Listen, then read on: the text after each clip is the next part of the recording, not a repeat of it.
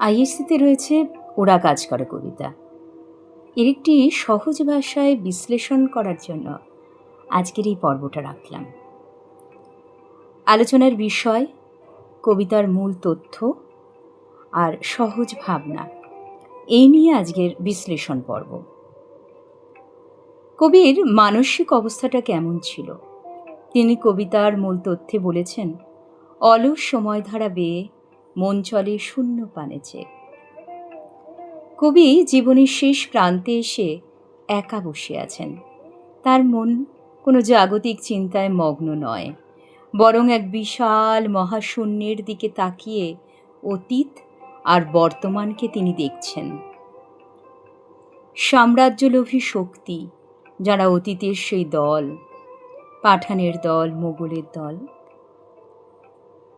সেই পাঠান আর মোগলের দল ইতিহাসে যুগে যুগে বিভিন্ন বিদেশি আক্রমণকারীরা এই দেশে এসেছে সাম্রাজ্য বিস্তার করার জন্যে।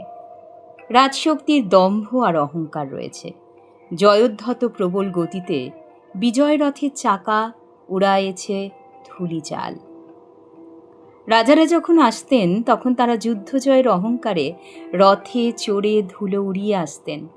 নিজেদের ক্ষমতা জাহির করার জন্য মস্ত বড় বড় প্রাসাদ, স্মৃতিস্তম্ভ তৈরি করতেন।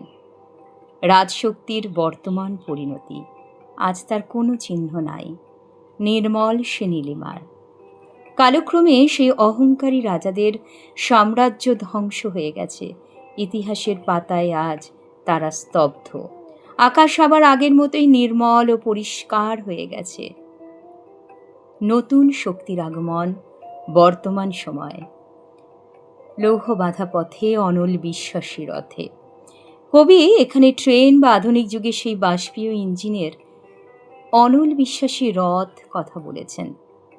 বৃষ্টির আসে যেমন রোদের পর, ঠিক সেভাবেই আলোর পর অন্ধকার, সাদার পরে কালো।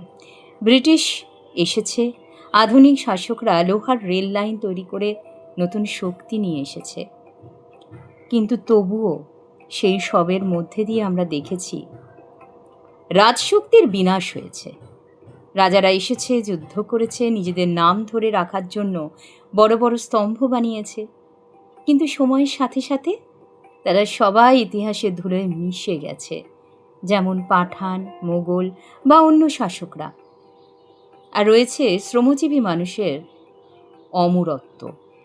এই সব কিছুর মধ্যে দিয়েও যারা মাটির বুকে আসল কাজটা করে, কৃষক, মজুর, তাঁতি, অর্থাৎ ওরা কাজ করে, তাদের কাজ কখনো থেমে থাকতে পারে না, থামে না।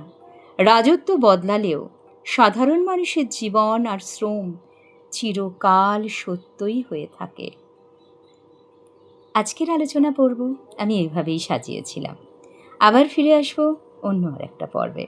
তোমরা কিন্তু ভালো করে প্রত্যেকটি অংশ পড়ে পড়ে লিখতে ভুলো না। ধন্যবাদ।